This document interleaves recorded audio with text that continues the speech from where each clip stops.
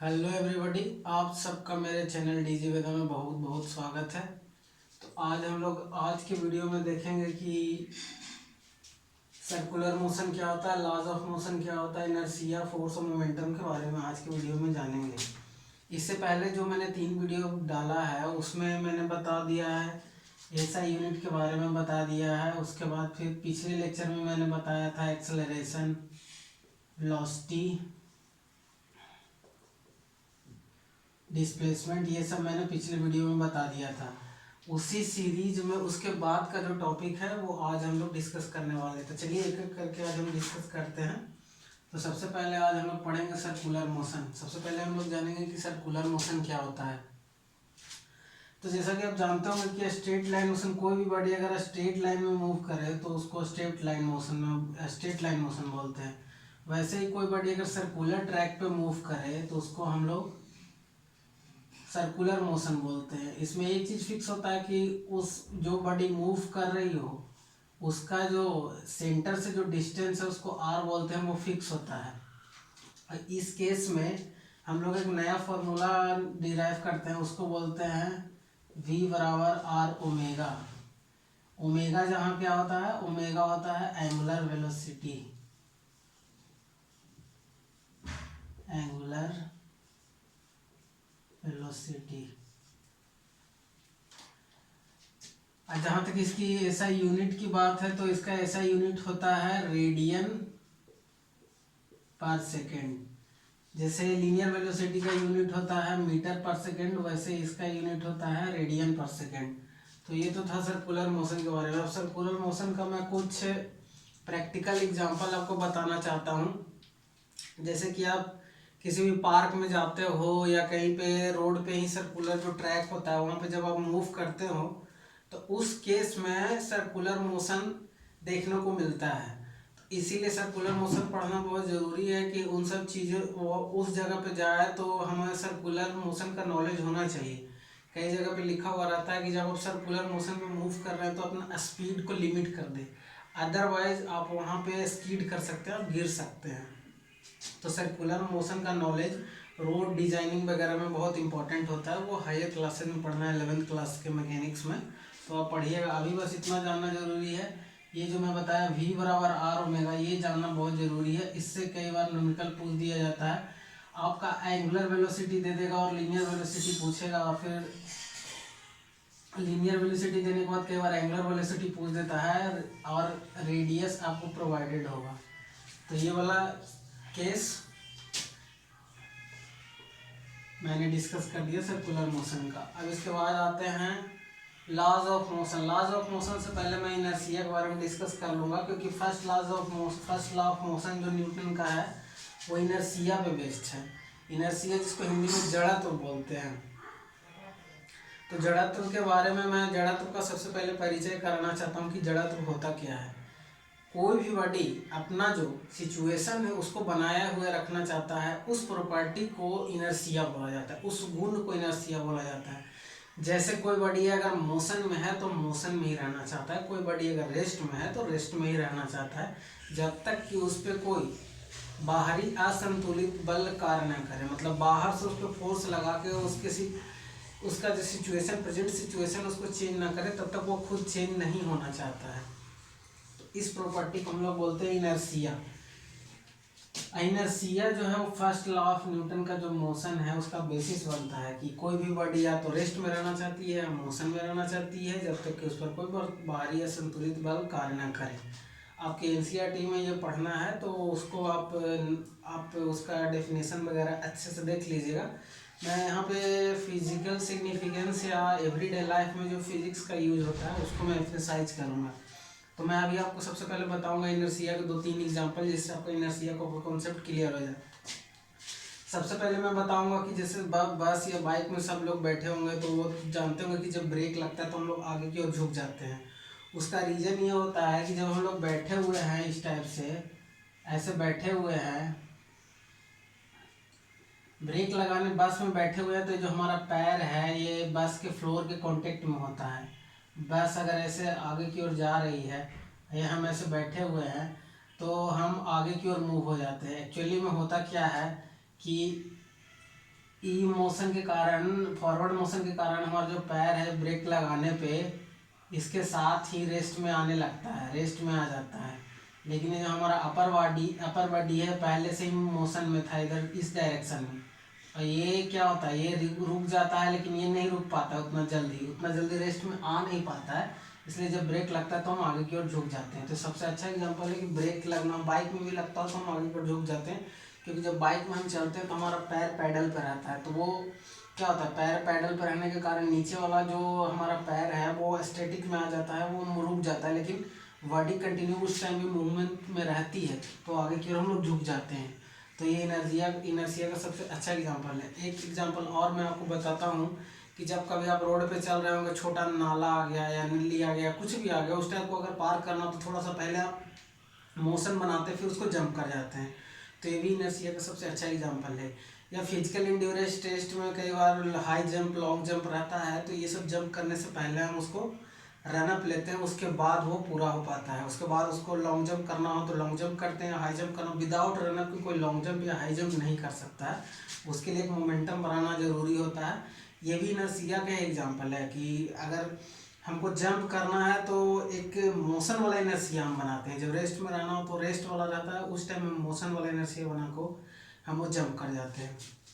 तो ये मैंने इनर्शिया का फिजिकल 2-3 एग्जांपल बताया, और बहुत सारा इनर्शिया का एग्जांपल है। जैसे आप अगर कोट है उस पर धूल जमा हुआ, उसको अगर स्टिक से आप पीटते हैं तो क्या होता है, धूल झड़ के गिर जाता है। स्टिक से मारने के कारण जो कोट है, वो कोट जो है वो मोशन में धीरे धीरे आ जाता है, लेकिन पार्टिकल मोशन में नहीं आ पाता, वो धीरे धीरे गिर जाता है। और भी बहुत सारा, आप दर्री पे खड़े हैं, फिर दर्री को आपको खींच दिया जाए तो आप ऐसे पीछे की ओर गिरने लगते हैं, ये भी इनर्शिया का एग्जाम्पल है। तो इनर्शिया का एग्जाम्पल आप आसपास बहुत सारा सोच सकते हैं। अगर आपको कोई प्रॉब्लम हो तो मेरे से कमेंट में पूछ लीजिएगा कि इनर्शिया का और कौन कौन सा एग्जाम्पल हो सकता है। अगर कोई डाउट हो कि ये एग्जाम्पल इनर्शिया का है कि नहीं, तो आप मेरे से कमेंट में पूछ लीजिएगा, मैं उसको क्लियर कर दूंगा। तो ये लॉज ऑफ मोशन इनर्शिया को बताया, यही लॉज ऑफ मोशन में उसको न्यूटन ने सिंप्लीफाइज कर दिया था लॉ बता के। गैलीलियो का जो लॉ था इनर्शिया का, उसी को सिंप्लीफाई किया था लॉज ऑफ मोशन में न्यूटन ने। तो ये आपका फर्स्ट लॉ हो गया। अब इसके बाद हम लोग चलते हैं, सबसे पहले मैं इसको रफ कर देता हूँ।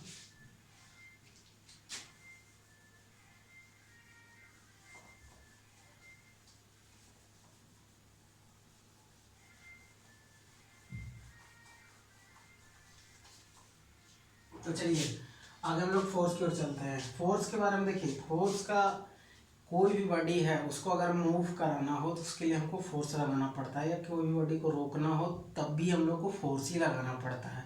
दोनों केस में फोर्स का ही एप्लीकेशन होता है। और कई बार क्या होता है कि फोर्स लगाने के बाद भी मोशन नहीं होता, तो फोर्स लगाने से क्या क्या हो सकता है, कोई भी बॉडी चल रहा है तो रुक सकता है, रुका हुआ है तो चल सकता है।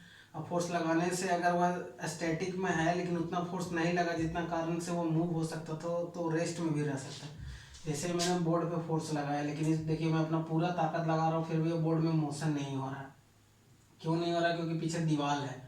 अब मेरे मेरे बाजू से इतना ताकत इसमें नहीं लग रहा है कि दीवार को भी मतलब ये हिला सके। हाँ, मैं इधर से लगाऊंगा तो बोर्ड जरूर हिल जाएगा। वो कम मैग्नीट्यूड का जरूरत होता है, यहाँ पे ज़्यादा मैग्नीट्यूड का जरूरत होता है। तो कई बार क्या होता है कि फोर्स जो है वो मोशन बनाने के लिए, मोशन को रोकने के लिए, कई बार फोर्स लगाने से भी मोशन नहीं होता है। तो it is ability to tries to create motion बोल सकते हैं, जिसका अगर मैं फॉर्मूला बताऊं तो फोर्स बराबर होता है मास इनटू एक्सेलरेशन। इसको एरो से दिखाते हैं भी, क्योंकि ये वेक्टर क्वांटिटी है, ये स्केलर है, ये अपने आप में फोर्स एक वेक्टर क्वांटिटी है। अब फोर्स का जो यूनिट होता है वो केजी, किलोग्राम मीटर पर सेकेंड स्क्वायर। इसका होता है मीटर पर सेकेंड स्क्वायर, और इसका होता है केजी। उसी को सिंप्लीफाई। और जानते हैं कि सबसे पहले जो है फोर्स के बारे में first law of motion Newton ने बताया था अपना बुक प्रिंसिपिया में, तीनों लॉ के बारे में बताया है। तो उन्हीं को ऑनर में जो फोर्स का यूनिट है उसको न्यूटन से डिनोट करते हैं। यहाँ पे एक चीज़ मैं आपको बहुत इंपॉर्टेंट बताऊंगा कि कभी भी आप न्यूटन स्मॉल में ना लिखिए, गलत हो जाएगा, क्योंकि न्यूटन एक साइंटिस्ट थे और उनका किसी भी आदमी थे साइंटिस्ट थे, उनका नाम हमेशा कैपिटल में लिखा जाता है। 10 न्यूटन अगर ऐसे लिखा हो तो ये सही है, 10 न्यूटन अगर ऐसे लिखा हो तो ये गलत होगा। तो ये नोट में करके आप अपने नोटबुक में लिख लें, ये बहुत इंपॉर्टेंट है कि कभी भी जो साइंटिस्ट का नाम होता है, जैसे आगे में जैसे एनर्जी का यूनिट होता है जूल, तो जूल को भी कैपिटल में लिखते हैं, ना कि ऐसे स्मॉल में, क्योंकि वो जेम्स जूल के ऑनर में था। वैसे ही एम्पियर का कैपिटल ए लिखते हैं, ना कि स्मॉल। ये गलत हो जाएगा, क्योंकि एम्पियर नामक साइंटिस्ट ने V बराबर IR जो होता है ना, करंट में जब पढ़ाऊंगा तो बताऊंगा, तो ये एम्पियर भी हम लोग कैपिटल में लिखेंगे। जो भी किसी भी साइंटिस्ट के ऑनर में नाम दिया गया उसको हम हमेशा कैपिटल में लिखते हैं, ना कि स्मॉल में। तो ये बात आप हमेशा याद रखिएगा। इसको मैंने नोट में यहाँ पे लिखा है, आप ये वीडियो पॉज करके लिख लीजिएगा कि जो भी यूनिट जो साइंटिस्ट के नाम पे उनके ऑनर में रखा गया है उसको हम, जैसे प्रेशर का भी होता है पास्कल, इसको भी हम लोग लिखते हैं कैपिटल में। फर्स्ट जो लेटर रहेगा वो कैपिटल रहेगा। ऐसे जो प्रेशर का यूनिट होता है वो न्यूटन पर मीटर स्क्वायर होता है, जो कि पास्कल से रिप्लेस करते हैं उनके ऑनर में। तो ये भी आप याद रखिएगा। जो मैंने 3-4 एग्जांपल बताया यहाँ पे मैं लिख देता हूँ, Newton, ampere, joule, pascal and so on. जो भी साइंटिस्ट के नाम से ऑनर में दिया गया वो हमेशा कैपिटल में होगा, ना कि स्मॉल में। स्मॉल में लिख देते हैं लेकिन वो सही नहीं होता है, उसको टेक्निकली रॉन्ग माना जाएगा। वो कैपिटल में आप लिखिएगा उसके मैग्नीट्यूड को शो करने के लिए। तो ये फोर्स का हो गया। एक फोर्स में एक और रिलेशन होता है, मैं बता देता हूँ कि फोर्स का एक और रिलेशन क्या होता है।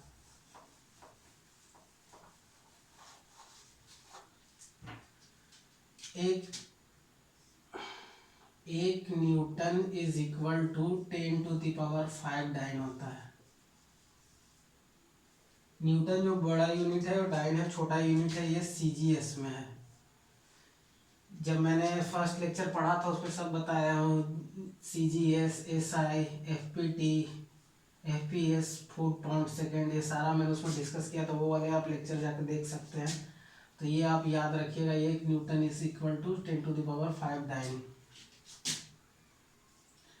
तो ये भी आप याद रखिएगा, कई बार एग्जाम में पूछ दिया जाता है कि एक न्यूटन कितने डाइन के इक्विवेलेंट होता है, तो 10⁵ डाइन के इक्विवेलेंट होता है। तो ये फोर्स का हो गया। फोर्स का आप हमेशा फॉर्मूला जरूर याद रखिएगा, इससे न्यूमेरिकल आता है, जो मैं अगले क्लास में न्यूमेरिकल बताऊंगा फोर्स से रिलेटेड। एक बार थ्योरी क्लियर हो जाने के बाद में सारा न्यूमेरिकल फिर धीरे धीरे बताऊंगा। अब चलिए आज का हमारा जो टॉपिक है मोमेंटम के बारे में पढ़ते हैं। तो मोमेंटम को सबसे पहले हम P से डिनोट करते हैं, एक वेक्टर क्वांटिटी है तो इसके ऊपर भी हम एरो लगाएंगे। मोमेंटम एक्चुअली में होता क्या है, इसको अगर हम सिंप्लीफाइड फॉर्म में बताना चाहें, डिफिनीशन के फॉर्म में बताना चाहें, तो मोमेंटम बराबर होता है, it is the product of mass and velocity. Mass and velocity का जो प्रोडक्ट होता है उसको हम लोग मोमेंटम बोलते हैं। यानी कि मोमेंटम जो है मास पे भी डिपेंडेंट है और वेलोसिटी पे भी डिपेंडेंट है। कैसे डिपेंडेंट है? डायरेक्टली डिपेंडेंट है। P बराबर m इंटू वी। वी आपका वेक्टर क्वांटिटी है, P वेक्टर क्वांटिटी है। तो मोमेंटम क्या क्या पे डिपेंड करेगा? मास बढ़ेगा तब भी मोमेंटम बढ़ जाएगा, वेलोसिटी बढ़ेगा तब भी मोमेंटम बढ़ जाएगा। दोनों केस में डायरेक्टली प्रोपोर्शनल होने पे ये हो जाएगा। लेकिन मैं इसका फिजिकल सिग्निफिकेंस आपको बताता हूँ कि मोमेंटम को फिजिकली कैसे रियलाइज कर सकते हैं, किस बॉडी का मोमेंटम कैसे होता है। बाय द वे आपके तरफ एक बुलेट आ रहा होगा लेकिन उसका मास कम होगा लेकिन वेलोसिटी ज़्यादा होगा। तो मोमेंटम के एक और डिफिनीशन में बता देता हूँ। मोमेंटम जो है एक तरह से भय को दिखाता है। Momentum shows fairness. इसको आप कैसे समझ सकते हैं? अगर एक बुलेट आपकी तरफ आ रहा हो, उसका मास बहुत कम है, 200 ग्राम 150 ग्राम इसके आसपास होगा, लेकिन उसका वेलोसिटी बहुत ज़्यादा होता है, तो भी आपकी तरफ बुलेट आ रहा होगा तो अपने प्रिकॉशन में आप हटिएगा। तो एक तरह से मोमेंटम यहाँ पे होगा, वो फेयरनेस दिखा रहा है। अब दूसरे केस में देखिए, ट्रक है। ट्रक का मास काफ़ी ज़्यादा होता है लेकिन वो बहुत धीरे धीरे वेलोसिटी पर रोड पे आपके तरफ आ रहा है, तब भी आप अपने जान बचाने के लिए रोड से हटिएगा अगर आपके तरफ आ रहा है तो भी एक तरह का फेयरनेस हो गया। तो ये भी आप डिफिनीशन में याद कर सकते हैं कि मोमेंटम शोज फेयरनेस, क्योंकि ये दोनों का प्रोडक्ट होता है, दोनों पे डिपेंडेंट होता है। एक वेक्टर क्वांटिटी है, इसका जो यूनिट हो जाएगा मास का होता है kg, या वेलोसिटी का होता है मीटर पर सेकेंड। तो इसका ये यूनिट हो गया मोमेंटम का। अब मोमेंटम एक वेक्टर क्वांटिटी है और ये इसका फॉर्मूला हो गया P इक्वल टू mv। अब कई बार क्या होता है कि आपको मास दे देगा, वेलोसिटी दे देगा, मोमेंटम पूछेगा, इस तरह का छोटा छोटा न्यूमेरिकल रहता है। और लॉज ऑफ मोशन में तीन और जो बेसिक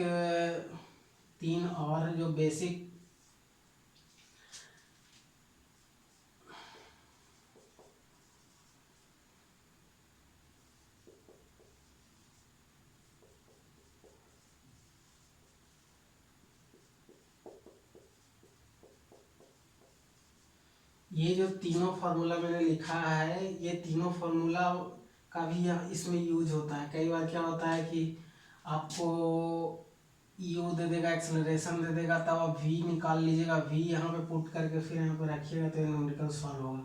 तो ये तीनों फार्मूला भी आप याद कर लीजिएगा। तो ये था मोमेंटम के बारे में, जो मैंने डेफिनेशन बताया उसको अच्छे से याद रखिएगा। मोमेंटम शोज फेयरनेस, और एक और मैं बताया था कि it is the product of mass and velocity.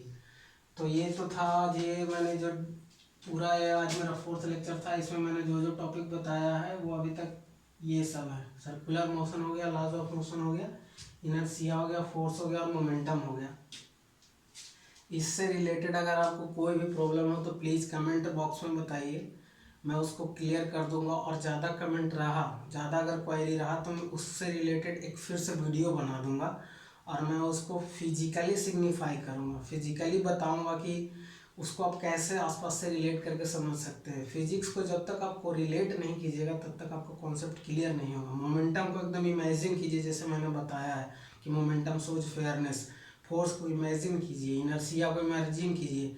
जब आप कुछ कर रहे हो तो उसमें सोचिए कि यहाँ पे इनर्शिया का क्या एप्लीकेशन है। जब आप चल रहे होंगे तो आप फ्रिक्शन फोर्स देखिए आपके किस डायरेक्शन में लग रहा है। अगर आपको समझने में दिक्कत होगा तो आप कमेंट में पूछ सकते हैं, मैं सबको क्लियर करूँगा, कमेंट में भी बताऊँगा। अगर कमेंट में नहीं हो सकता है तो फिर मैं उसको वीडियो बना के बता दूँगा कि इसका क्या सॉल्यूशन होगा।